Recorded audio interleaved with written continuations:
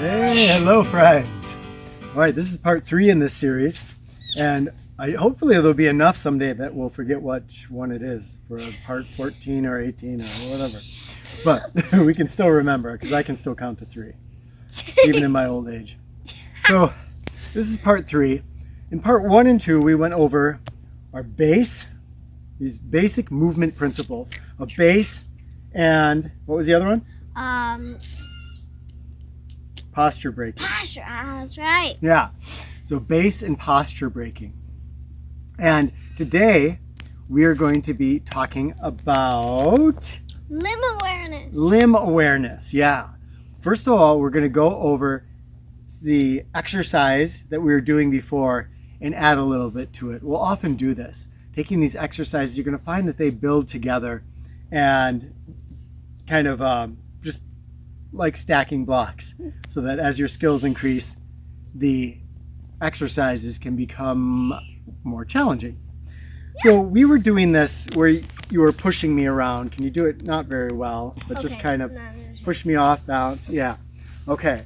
So as she does this, and you can pull too, she's paying attention to where my balance lines are. But you see, you told me not to do it well. So Yeah, well, actually, when I'm saying not well, you're doing it not well, which is not having your own base.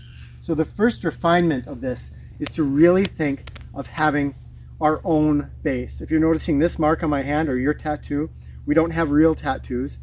Henna. Rebecca does henna sometimes, and there was a birthday party and we all got some henna done.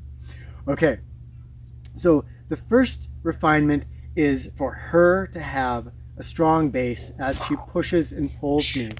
That means just being aware of it, not overextending herself and kind of flossing and pushing me, but rather keeping a good base. Can you give an example of that? Can you move me around a little bit? In a really flowy way, or just... Let's not go super flowy yet. That'll be the next step. Yeah. Good. And she's trying to be aware of her base as she moves me. And remembering to do the push, but also do the pull. Yeah. Now the next step, if you feel like you have a decent base, you're able to move the person you're working with off their balance lines, is to try to make this into a flow with the concept of almost going dance-like with it. I, as the person being pushed, I still have to cooperate at this level, but she is trying to move me so that I'm always slightly off balance. And if we're going at a certain speed, and I'm kind of moving with her speed, then she can try to keep me off of balance. When I feel like I regain my balance, I'll set myself. And then she'll feel that set, and we'll have to try to move me again. Hey, You want to move me around a do you little want bit? to do it with me? Sure. Start flowing at it. Sure. Kinda. So as I go, I'm going to feel where she is and try to just keep her off balance. She's set. So there, I lost her. Then I'm going to try to keep her going. Whoa, whoa, whoa, whoa, whoa, whoa. I try to move the person like that. It becomes a really fun game of trying to get that dance going. And that dance means that you have the person that you're moving off balance the entire time. This is obviously probably not a real self-defense kind of a skill. But what it's trying to teach us is to really be aware of people's balance lines, getting them off balance, and you might have noticed there's some posture breaking that can go on there.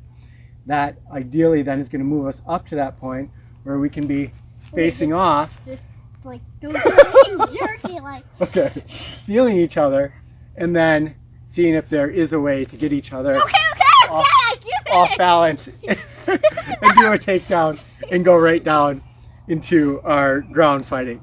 Kind of our aim thus far is to get down on the ground. If we're playing that other game, which is to try to stay on top of the other person on the ground, that's where today we can be aware of our base, like we talked about last time.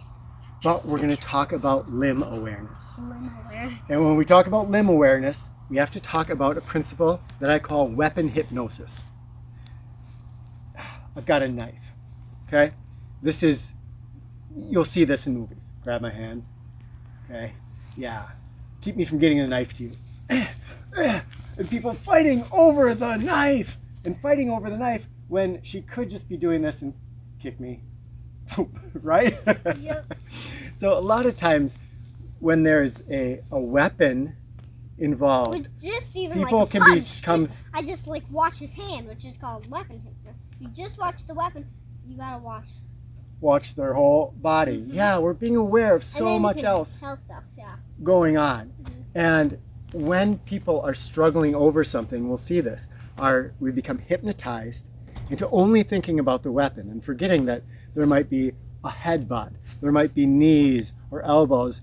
Sometimes maybe that other hand is just sitting down there flailing around doing nothing.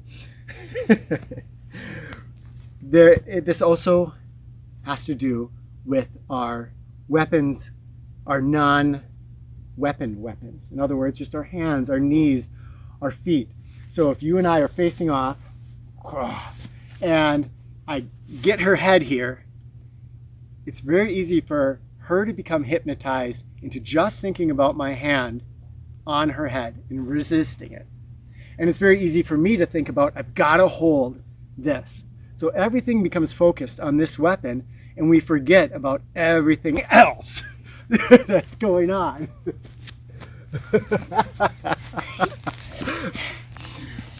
Being aware of our other limbs and what they could do. A great way to train this in without hitting each other and hurting each other is to get on the ground and feel this out. So if we are on the ground and we are doing our usual wrestle, and let's just see who can get on top. Okay, so go for it. Okay, so at this point, this game, and stay frozen there, you can invoke the idea of freezing. And what freezing allows us to do is to stop and look at some things, because I want to be aware of all of my limbs I see where I'm weak. and what they're doing. Yeah. I see where I'm weak. Should I switch? No. Why don't you stay? Because we want to show this limb kind of compromised underneath. What's this leg doing? This leg is just out. So it's kind of just flailing out there. It's pressing this way, but you might be able to base it out to create a wider base. My base is very narrow too. My leg is down here and my other one is Yeah, I see where flipped I out. can push you. Yeah, so if you get up over the top of us, Becca, I could widen out my base here. Now I'm a lot more stable there. Should I I widen can out look mine at this. too? Sure, go ahead. Find yourself a wider stance of some kind. Wow, okay, you're in a more powerful stance there. I can feel it. My arm is down here, and this one is just kind of flailing here. It's not doing anything. There's another limb that a lot of us forget about, and that is our head. But the head can be really, really, really powerful. So here we are, and now we can adjust our limbs a little bit. So we've adjusted to a better base, and as we turn back on into action... Okay, I'm getting kind of sore from like holding myself in this way. Yeah. Can I like rest for Go a ahead. Let's try to stay on top. Okay. And let's go. So I'm going to use my head limb. I'm going to press this one out because I'm realizing it's weak here. So I'm bringing it out to create more of a base. And I'm going to try to get a posture break. And as I come over the top, again, we can stop. We can look at all of our limbs and what they're doing. Is this hand just flailing out here? Or is this hand engaged in doing something? Obviously, it wasn't really engaged because I allowed this hand to come up and get my chin. My base is pretty weak. Just by spreading out, I can get a much better base. Do you feel that? Yeah. So just stopping and thinking about what our limbs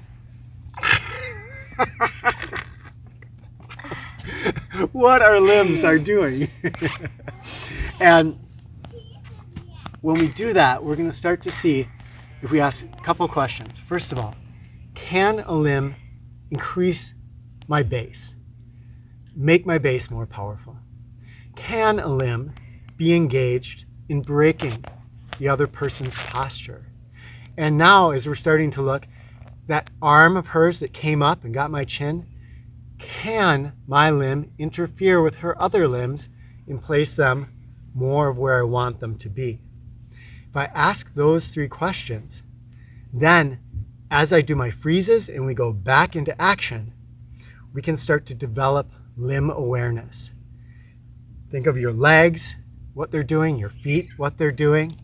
The limb really, we want to think all the way up, because this shoulder can be an active participant, can be a limb that is doing things.